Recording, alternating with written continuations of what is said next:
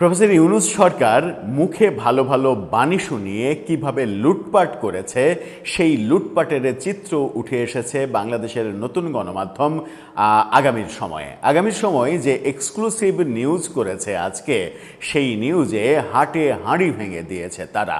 চিকিৎসার নামে কোটি কোটি টাকা হাতিয়ে নিয়েছে, বাগিয়ে নিয়েছে প্রফেসর ইউনূস সরকারের উপদেষ্টারা।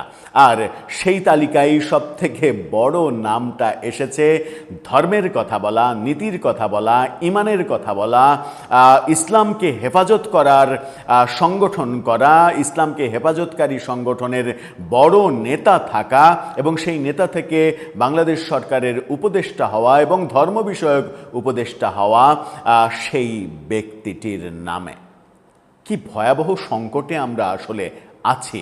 যারা ইমানের কথা বলে, যারা নীতির কথা বলে, ধর্মের কথা বলে, যারা ফতুয়ার কথা বলে, তাদের যদি এরকম চিত্র আমরা সমাজে দেখি, তাহলে কি আমাদের আর কথা বলার স্কোপ থাকে? আমাদের বোধহয় বোবা হয়ে যাওয়া উচিত। চলুন একটু ইউনূস সরকারের ক্যারিশমা দেখে আসি, কিভাবে লুটপাটটা করা হয়েছে নানা ইস্যু সামনে এনে।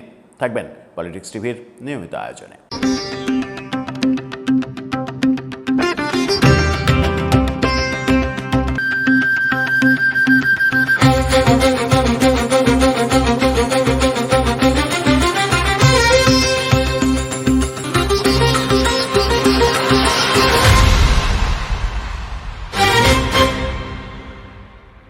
দর্শক, বলছিলাম ইউনূস সরকারের বাজিমাতের কথা। তারা বাজিমাতি করেছে।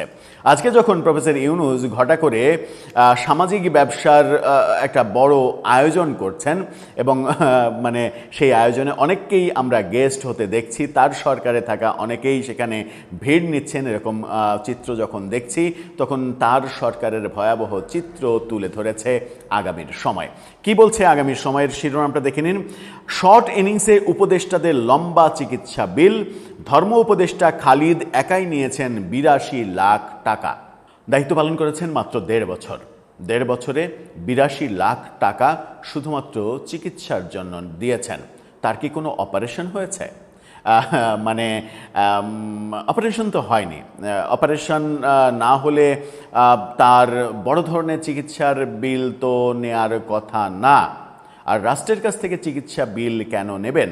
রাষ্ট্রের সেবা করার জন্য এবং ৫৪ বছরে রাজনীতিবিদরা যে নীতি দেখাতে ব্যর্থ হয়েছে, সেই নৈতিক অবস্থান প্রতিষ্ঠিত করার জন্য যারা এসেছিলেন, তারা কি কেন রাষ্ট্রের কাছে মিথ্যা তথ্য হাজির করে এরকম টাকা হাতিয়ে নেবেন? কি বলছে নিউজে, চলুন একটু জানি। শর্ট ইনিংস খেলেছেন উপদেষ্টারা। মাত্র ১৮ মাসের দায়িত্ব, কিন্তু বিদেশে চিকিৎসা বিলের অঙ্কটা বেশ লম্বা। নির্বাচিত সরকারের মন্ত্রীরাও চিকিৎসা বিল নেন, আইনগতভাবে সেটা ঠিক আছে, তবে প্রশ্নটা অন্য জায়গায়। যাদের হাতে দেশের স্বাস্থ্য খাতের মানোন্নয়নের দায়িত্ব, তারাই যদি চিকিৎসার জন্য বিদেশমুখী হন, তাহলে দেশের স্বাস্থ্য ব্যবস্থা নিয়ে কি বার্তা যায়? অন্তর্বর্তী সরকারের উপদেষ্টাদের ক্ষেত্রেও সেই প্রশ্নই উঠেছে। আইনগত বৈধতা থাকলেও নৈতিকতা ও জন আস্থার জায়গায় বিতর্ক রয়েছে। এসব বিতর্ক একপাশে ফেলে রেখে অন্তর্বর্তী সরকারের ধর্ম উপদেষ্টা আফম খালিদ হাসান একাই নিয়েছেন ৮১,লাখ৯১,৮৪৮ টাকা, ৮২ লাখ টাকা মতো। মন্ত্রিপরিষদ বিভাগ এমন তথ্য নিশ্চিত করেছে। হেফাজত ইসলামের সাবেক নায়েবে আমির চিকিৎসা নিয়েছেন থাইল্যান্ডে। হৃদরোগ খালিদ হোসেনের। হৃদরোগ তো আমারও হাই প্রেশার, আমাকে ট্যাবলেট খেতে হয়। জাতীয় হৃদরোগ ইনস্টিটিউট বলেছিল, হার্টে যে সমস্যা, তার চিকিৎসা দেশে নেই। বাংলাদেশে এ সংক্রান্ত অপারেশনের ঝুঁকি রয়েছে, তাই থাইল্যান্ডে চিকিৎসা নেয়ার পরামর্শ দেন। আগামী সময়ের প্রতিবেদকের কাছে এমনটাই দাবি খালিদ হোসেনের। অপারেশন করিয়েছেন? কি অপারেশন সেটা? Open heart surgery? Open heart সার্জারিতে তো এত টাকা লাগে না।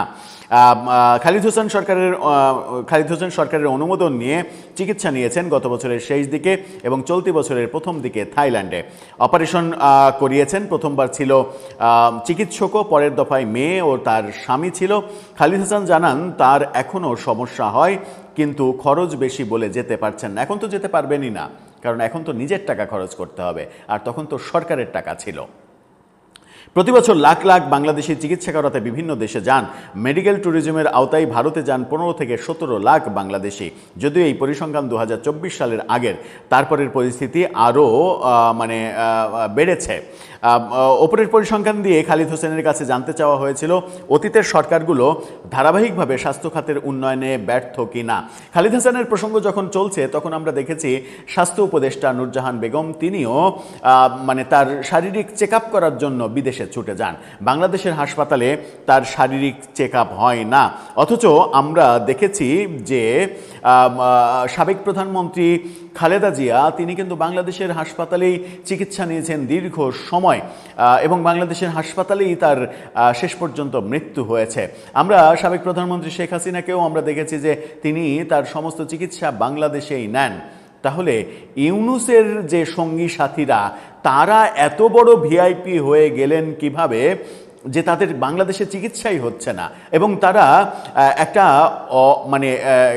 অপশাসনের হাত থেকে বাংলাদেশকে মুক্তি দিতে এসেছিলেন। মুক্তি দিতে এসে 82 লাখ টাকা নিয়েছেন শুধুমাত্র নিজের চিকিৎসার জন্য। এখন বলছেন যে এখন যেতে পারি না কারণ খরচ বেশি, এখন যেতে তার গাঁটের টাকা খরচ হবে, সেই কারণে তিনি যাবেন না। আবার তিনি একটা সময় হেফাজতের নায়েবে আমির ছিলেন, যারা বাংলাদেশে বলে ইসলামকে হেফাজত করেন তারা।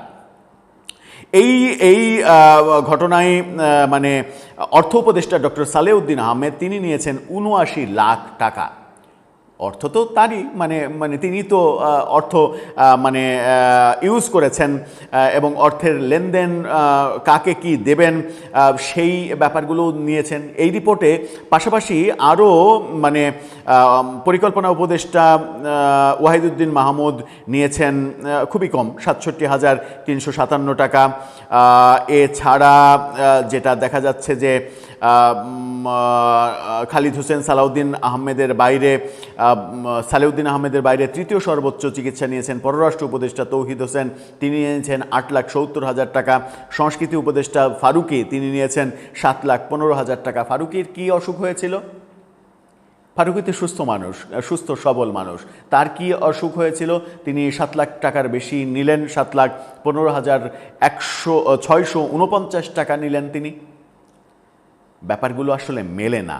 কথার সাথে, কথার ফুলছুরির সঙ্গে, কথার নীতিকথার সাথে কাজের নীতিহীন কার্যকলাপ সেগুলো মিলছে না, একেবারেই মিলছে না। এই না মেলাটাকে আপনি কিভাবে দেখবেন? শুধুমাত্র বিদেশে চিকিৎসা না, এখানে বলা হচ্ছে দেশের চিকিৎসা বিলও দেয় না মন্ত্রীরা। দেশে যে চিকিৎসা নেন সেই চিকিৎসার বিল মন্ত্রীরা দেন না, উপদেষ্টারা দেন না, এরকম ভয়ঙ্কর তথ্যও এখানে উঠে এসেছে। তাহলে কি আমরা ইউনূস সরকারকে শেখ হাসিনা সরকারের চাইতে ভালো সরকার আখ্যা দিতে পারি? ভালো সরকার পেয়েছিলাম? ভালো কোনো উদাহরণ তারা তৈরি করতে পেরেছিল? এই যে মোস্তফা সরোয়ার ফারুকী নীতিকথা মারান প্রতিনিয়ত ফেসবুকে, তার নীতিকথা কি এটা? দর্শক, আপনার কাছেও প্রশ্ন, উত্তর জানিয়ে লিখতে পারেন আমাদের কমেন্ট বক্সে।